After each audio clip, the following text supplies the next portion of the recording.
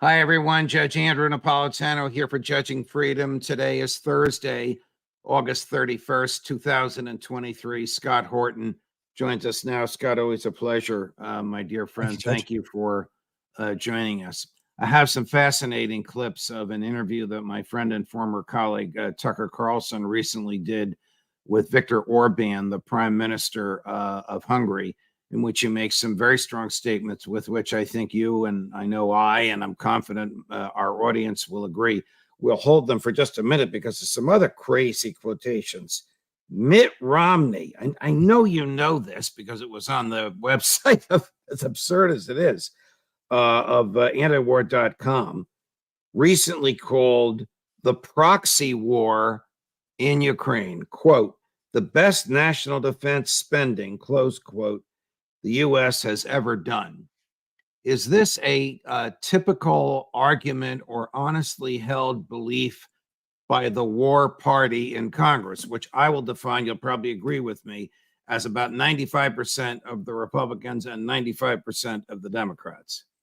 Yeah, I'm not certain the percentages, but it's certainly the ruling factions and the majorities of both parties. Yes, sir. And yes, and I'm writing this new book forever here about this called Provoked, and I have a section where I'm just collecting all of these quotes of American politicians talking about, isn't this fun and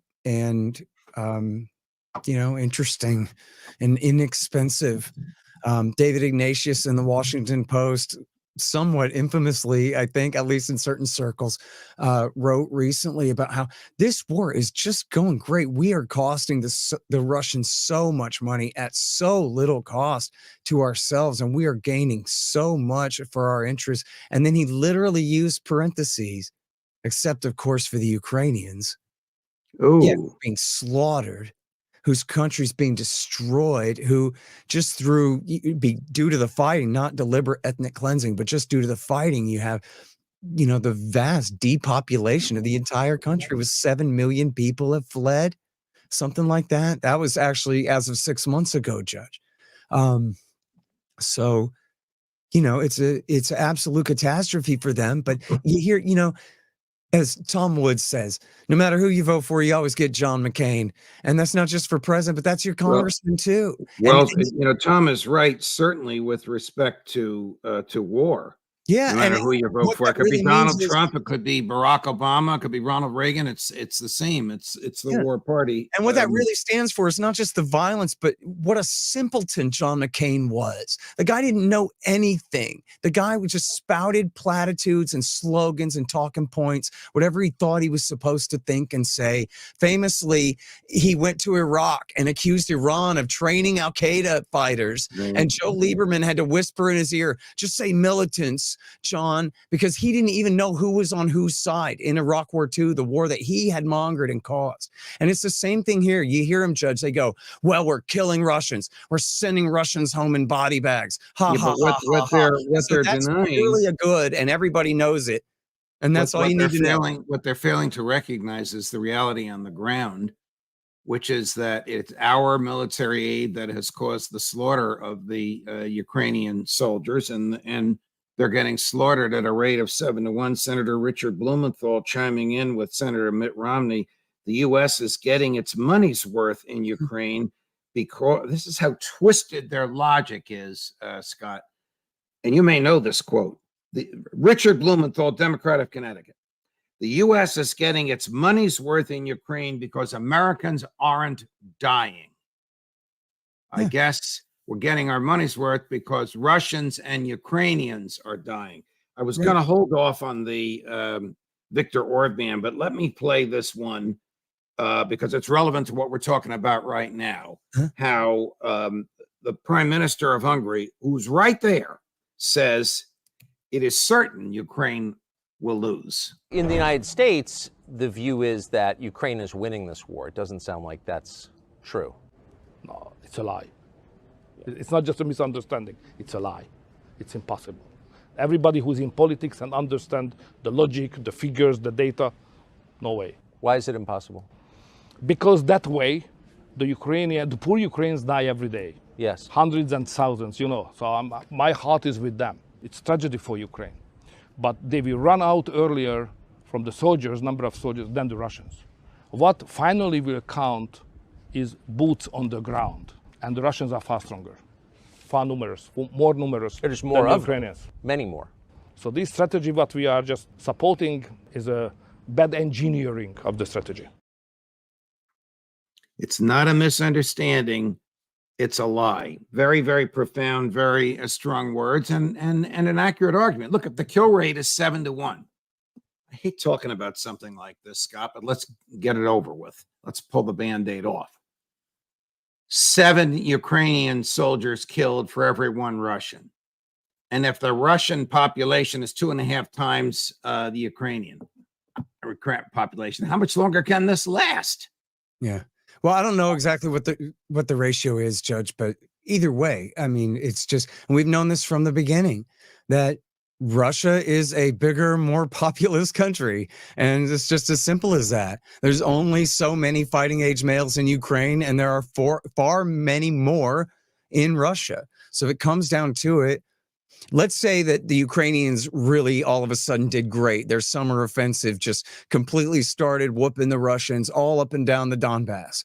Well, then you would have a full-scale invasion by Russia, right? So they act like there's some zero-sum game here. They're gonna make some progress in this offensive. First of all, they didn't. But even if they had, they're still would just be waiting for the next reaction from the Russians to come.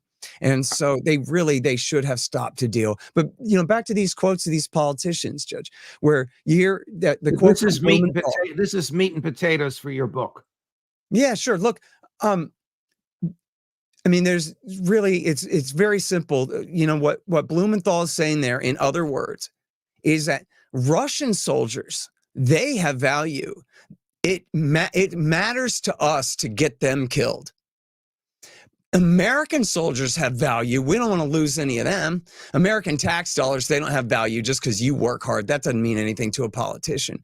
And Ukrainian soldiers' lives are worth as much as Americans' tax dollars. Nothing to the American politicians. They say it in their plain language. It's to them, that's not a cost on the ledger. It would only be a cost if it was American soldiers who had to die. And even then, that's only because it would be political pressure on them, not because they care about American cannon fodder any more than they really care about the Ukrainians. They're monsters. That's who runs the American empire. They're the worst. Sorry to say I agree with you. I mean, I'm not sorry to say I agree with you. I'm sorry that that's the state of affairs. It is. But it's the inescapable conclusion by those of us who watch these things.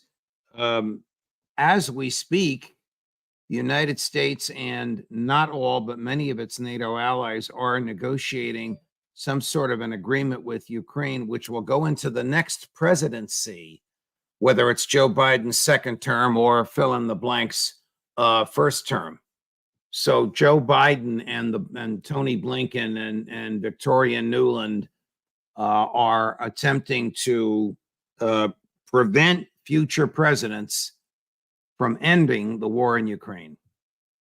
Yeah. I don't know how much longer it's going to go. I don't know what his off ramp is. He obviously wants to be able to point to something progressive that happened in the war between now and election day. It's getting worse and worse. Our military people are telling us it can't go on much longer. It's not going to make it to the winter. You heard the president of Hungary.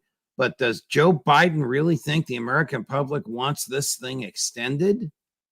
Well, I mean, you got to look at it from his point of view. This is what it's got such a funny name, Judge. I'm not sure who coined this. I guess it was James Buchanan coined the term public choice theory. It sounds like wonky and nerdy, but all it really means is that politicians are individuals and they care about themselves. There really is no national interest. They do what's in their interest, what's in their agency or their department's interest. And it has nothing to do with what's good for the American people overall. So what's bad for Joe Biden, Judge, is losing this war before the election. right? Just like George W. Bush in 2003 and 4. The insurgency's getting worse and worse and worse. Well, what's he going to do? Cut and run? No, he's got to double down and just make sure the thing keeps going past Election Day so that the promise that, well, we've prevented the worst remains. And so that makes no sense. I mean, the Wall Street Journal had this giant piece about what the spring offensive of 2024 is going to look like. Are you kidding me? The same people who just said that they were going to win with the spring offensive of 2023 that turned into the summer absolute catastrophe of 23 here. And their only idea is to continue. One of our colleagues and friends, former Marine Corps Major and State Department official Matthew Ho, has been arguing. American hero. Yes, a great human being, but he's been arguing very effectively that this is the most propagandized war in the modern era. Just a few hours ago, the Wall Street Journal reported, we all know that there are 3 rings of defense through which the Ukrainians would have to go in order to move eastward into eastern Ukraine. The Wall Street Journal reported that the Ukraine military had breached the first ring. Since that report, silence, because the report from the Wall Street Journal, of all places, came from one Ukrainian soldier speaking to one Wall Street Journal reporter with no corroboration whatsoever. Yeah. Patrick Lancaster, courageous American videographer, came to us from a trench on the eastern side, said they're nowhere near here. No way, no how. Yeah. Well, look, Judge, I would encourage people to pull up one of these war maps if you can and look at the purpose of this supposed summer offensive. It was to try to cut through basically just east of Crimea in the eastern part of Zaporozhye province to a town called Melitopol, and I'm sure I'm pronouncing that terribly, but it's the next big town west of Mariupol. And they were supposed to march all the way through those 3 barriers that you talked about, those 3 rings of defense, and then through Russian lines and march all the way to this town on the Azov coast. And then what? Like the underpants gnomes, question mark, somehow profit. But instead, look at the reality. Even if that had succeeded, which they have completely failed, but if that had succeeded, well, they'd have just been completely surrounded. They still would have had all those Russian forces in the western part of Zaporozhye and Crimea to their west, and they'd have had all of the Russian forces in the Donbass to their east. It would have been like they'd parted the Red Sea, but then they were still just standing in the middle of it and unable to hold the tide back. Correct. And would have just been crushed anyway. Correct. So what in the hell was even the purpose of this thing? It made no sense. And that's not me talking. No, that's Daniel Davis, who, is a lieutenant colonel in the U.S. Army and really is an expert in this stuff. I was just saying, this strategy is not even a strategy. And, by the way, speaking of the Journal, they admitted on 2 or 3 different occasions, I have the quotes, that this essentially was a public relations stunt to show the West that the Ukrainians still have enough fight in them for us to continue to want to back them and to continue. I don't know what's going to happen with the backing, because we can't tell. I don't even know if AntiWar.com can tell. Nobody can tell exactly how much money has been spent. The Pentagon keeps coming out with confusing numbers. Right. The Nancy Pelosi-led House of Representatives gave Joe Biden a blank check for $113 billion, as he spent all of it, because he just asked for another $28 billion. Now, Republicans are as much in favor of this war as Democrats. There is a cadre of progressive Democrats and a cadre of libertarians / I'll call them traditionalist Republicans who are opposed to this. I don't know that they're enough to stop it. But whatever it is, Joe Biden wants more money to tide him over so that he can keep fighting this war at least until Election Day of 2024. He's probably going to claim some sort of a victory. Whether they're able to sell it on the American public remains it to be seen. But everything you say is profound, Scott. They don't care about innocent human life. They don't care about foreign human lives. They don't care about American human lives. They don't care about American tax dollars. They don't care about money being borrowed in our names, and the press is with them. Not you, not me, but all the mainstream press, including my employer of 24 years, is with the war and supporting the American government in one of the most horrific foreign policy decisions ever made. Yeah. And look, never mind, libertarians and certain kinds of points of view. Like, let's just say you're just a regular plain old American and you look at the situation. Before the war, the Russians were saying, we want a new treaty. We promise neutrality. You promise not to put missiles in there. You promise not to bring Ukraine into NATO.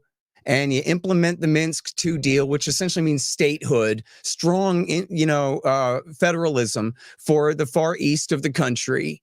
And then we're cool, right? And now what do we got? They've lost virtually all of Luhansk province, about 2/3 of Donetsk, and about half of Zaporozhye and half of Kherson.